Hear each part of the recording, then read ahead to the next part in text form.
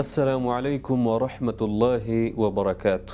محترم ورونو، تاسې ته نن په یو اهمترینه موضوع باندې څو خبرې کول غواړم چې هغه موضوع ده د توبې په اړه باندې. توبه.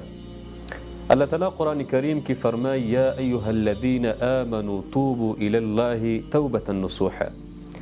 ای د ایمان والو، تاسې الله تعالی ته توبه وباسئ. توبه څنګه توبه؟ امام ابن کثیر رحمه الله فرمای د دې آیات لاندې چې تاسې الله تعالی ته داسې توبه وباسئ چې توبة صادقه، یعنی ریښتینې توبه او یقیني توبه تاسې الله تعالی ته وباسئ.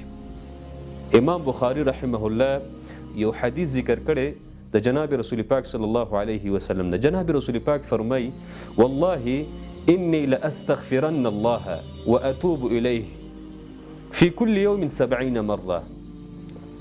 قسم په الله تعالی زه په ورځ کې د الله تعالی نه بخښنه غواړم او الله تعالی ته توبه وباسم په یو ورځ کې د 70 کرتونه زیات، اکثر من 70 مره. داسې الفاظ هم راغلي. تاسې دلته خپله سوچ وکړئ، جناب رسول پاک صلی الله علیه وسلم الله تعالی ته په مخ د ځمکه محبوب ترین شخصیت، هغه شخصیت چې د رسول الله صلی الله علیه وسلم نه یو ګناه هم نه ده صادره شوي، او هغه را لګیږي الله تعالی ته په ورځ کې د 70 کرتونه، په یو روایت کې دا راغلی د 100 کرتونه زیات الله تعالی توبه وباسي. نو څه حال زموږ په حال باندې چې موږ په ورځ کې ډیر ګناهونه هم کوو، نافرمانی هم کوو، د سترګو ګناه کوو، د لاسونو ګناه کوو، مختلف ګناهونه کوو، او بیا هم موږ توبه نه وباسو. د دې حل څه دی؟ نو د دې لپاره مهم حل او تګلاره دا ده چې موږ الله تعالی ته توبه وباسو.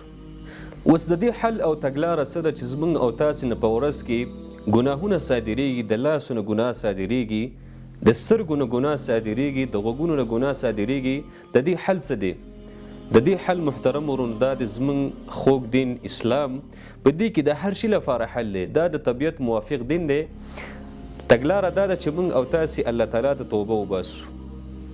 امام نووي رحمه الله په خپل کتاب کې د توبې لپاره یو 3 شرایط ذکر کړي دي. یو شرط د توبې لپاره دا دی چې کله یو بنده وغواړي هغه الله تعالی ته توبه وباسي، هغه ته پکار ده چې دغه ګناه په همدغه وخت باندې پرېږدي، د ګناه نه لاس ووینځي. دویم شرط دا دی چې دا کم ګناهونه کړي دي، کمې نافرمانۍ یې کړي دي، باید په هغې باندې پښیمانتیا ښکاره کړي. او دریم شرط دا ده چې دا په آینده کې دغه عزم قوي اراده وکړي چې زه به دغه ګناه ته دوباره بیا ځلې نه واپس کېږم. السلام علیکم ورحمة الله وبرکاته.